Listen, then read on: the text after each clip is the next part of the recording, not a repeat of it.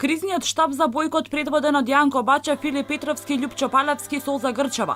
Според информациите во јавноста ке бара пари од владата за водење на јавна пропаганда, односно имплементирање на нивната кампања за бојкот на референдумското изјаснување.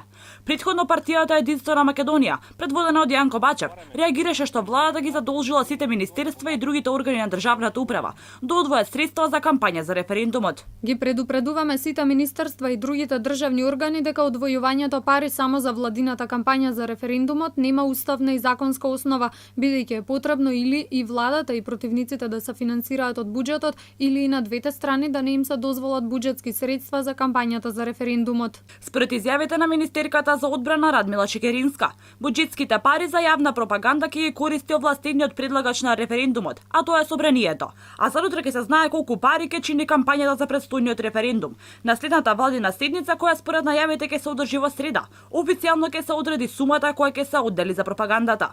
Со или без дефинирани трошоци, првите луѓе во владата веќе на големо ја тираат својата кампања. На социјалните мрежи може да се забележат платените објави на премиерот и неговата заменичка, а на терен работи и партиската структура на СДСМ.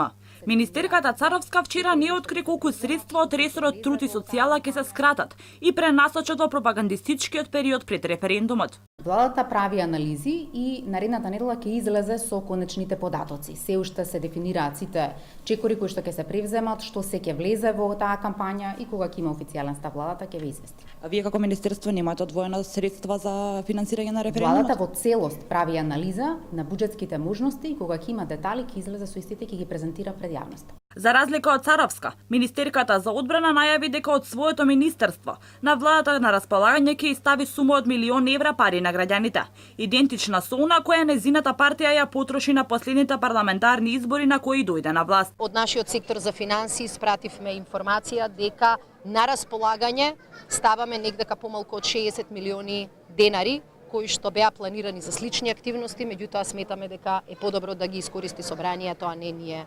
поединечно. Владата на последната седница ги задолжи министерствата и органите на државната управа до Министерството за финансии да достават информации за средствата кои што ги имаат на располагање, ако би можеле да се пренаменат за кампања за референдумот. Останува отворено што ќе скратат министерствата за да инкасираат во референдумот, но и кој ќе ја сноси одговорноста за потрошените средства ако референдумското изјаснување едноставно остане игнорирано, а собранието е истурка до крај работата со преспанскиот договор внатре институционално.